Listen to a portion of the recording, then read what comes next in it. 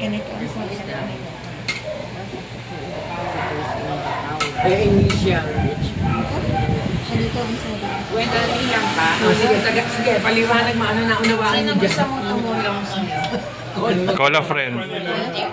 Si AJ hindi niya alam, hindi niya nabasa. Ulitin mo. This is what the Lord said. Tagalogin mo yung Tagalog ng Bible. Wise goes in and which down.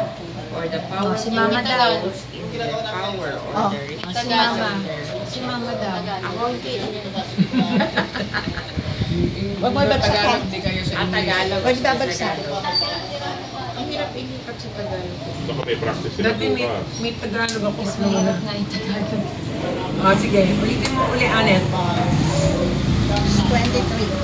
Ito ang sabi ng Panginoon. Huwag magpuri ang pantas sa kanyang karunungan o magpuri man ang makapangyarihan sa kanyang kapangyarihan. Huwag magpapuri ang mayaman sa kanyang kayaman. Huwag magyabang. Huwag sige, ikaw na maghaba. Aliwanag mo. Yung matatalino, anong dapat? Dapat daw po yung mga matatalino. Dapat ang tingin po nila sa lahat ng tao at pantas. Ano? Parang wag Pantay. iba yung sarili, dapat pantay yung tingin. Mayabang. Huwag magyayabang sa katalinuhan. Pag matalino, huwag mayabang. O ano pa yung Humble lang.